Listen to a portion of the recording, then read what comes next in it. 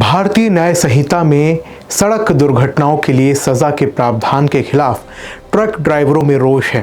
देश भर के ट्रक ड्राइवर बीएनएस की धारा 104 को वापस लेने की मांग करते हुए हड़ताल पर चले गए थे।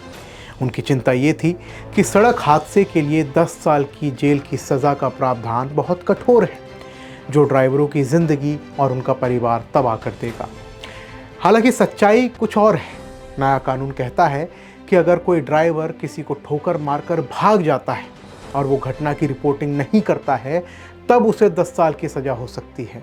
अगर वो पुलिस को घटना की जानकारी खुद दे दे तो उसे 5 साल तक की सज़ा ही हो सकती है, जिसका प्रावधान मौजूदा कानून में भी पहले से ही मौजूद है।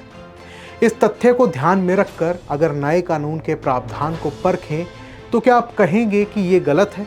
आइए आपको इस सवाल का जवाब ढूंढने में थोड़ी और मदद करते हैं।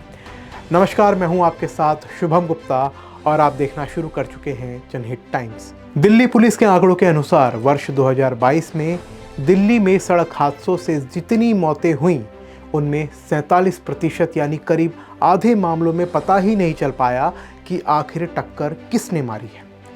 इसे ही हिट एंड रन केस कहते हैं, मारो और निकल लो। सोचिए, अगर ड्राइवर की ज़िंदगी और उसका परिवार है तो क्या हादसे में जान गंवाने वालों की ज़िंदगी और परिवार का कोई महत्व नहीं है?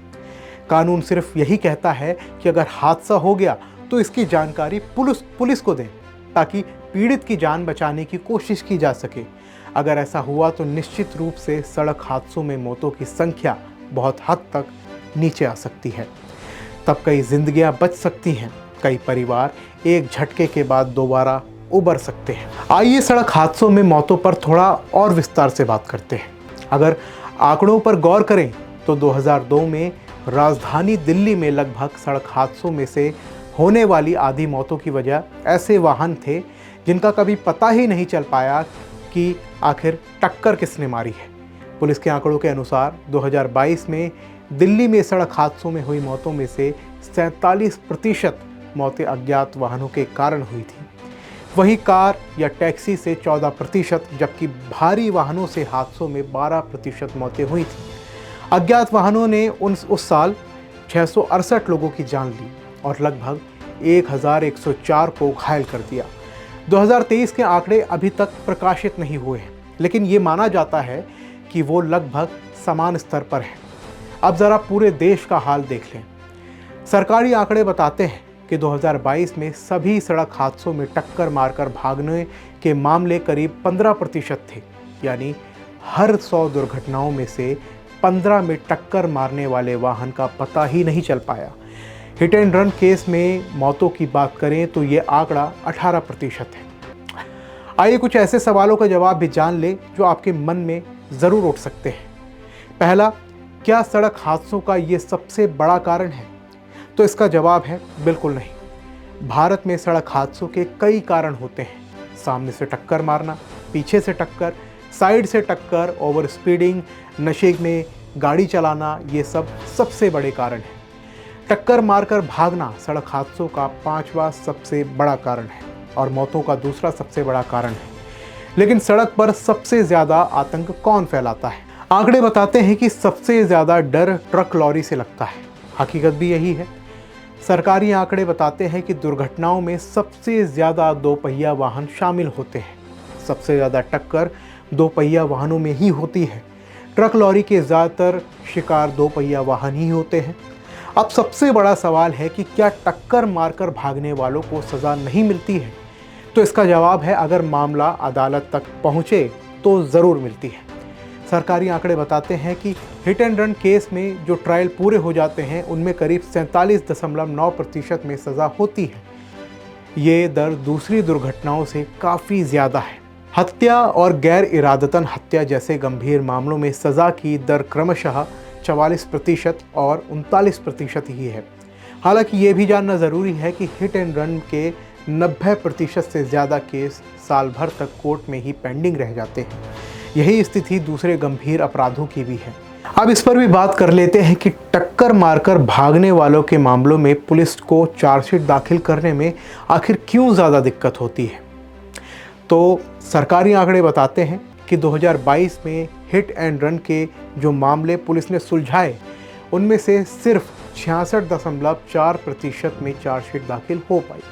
ये दर हत्या के मामलों में 81.5%, गैर इरादतन हत्या में 84% और दूसरी दुर्घटनाओं में 89.6% से कम है। टक्कर मारकर भागने के मामलों में चार्जशीट ना बनने का सबसे बड़ा कारण सबूत ना मिलना है। पुलिस को भले ही लगे कि मामला सही है, लेकिन अगर सबूत ही ना हो तो चार्जशीट नहीं दाखिल कर सकती है पुलिस। 2022 में ऐसे मामलों का प्रतिशत 28% था, जो दूसरी दुर्घटनाओं के मुकाबले काफ़ी ज़्यादा था। इसका मतलब ये हुआ कि टक्कर मारकर भागने वालों को पकड़ पाना, सबूत जुटा पाना और चार्जशीट बनाना पुलिस के लिए एक सबसे बड़ी चुनौती है। यही एक बड़ा कारण है जिसके चलते सरकार ने नया कानून बनाने का फैसला किया है। पुलिस का कहना है कि नंबर प्लेट खराब या फिर धुंधला हो तो वाहन का पता लगाना भी मुश्किल हो जाता है। ऊपर से प्रत्यक्षदर्शी की भी पुलिस को जानकारी देने से हिचकते हैं। वैसे भी हिट एंड रन के ज़्यादातर मामले रात में होते हैं, जब प्रत्यक्षदर्शी कम ही होते हैं। सड़कों पर सीसीटीवी कैमरों की कमी से जांच और भी मुश्किल हो जाती है।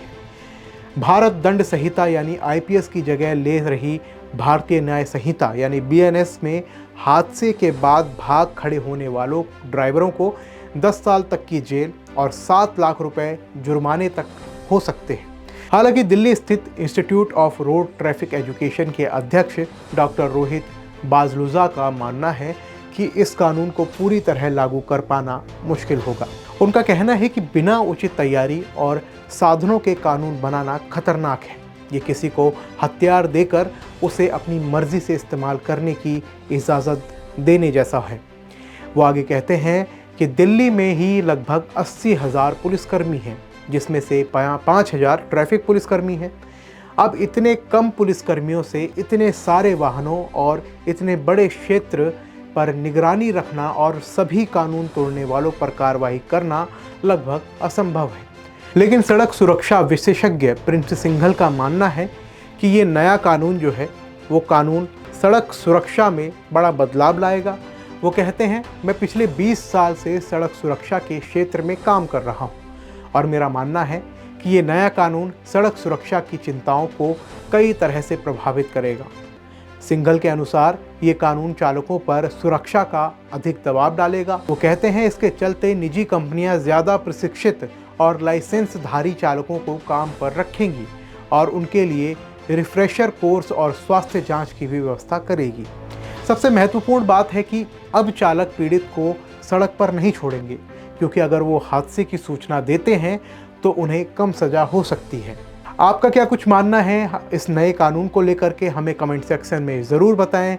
और साथ ही अगर अभी तक आपने जनहित टाइम्स को सब्सक्राइब नहीं किया है तो जनहित टाइम्स को सब्सक्राइब करें।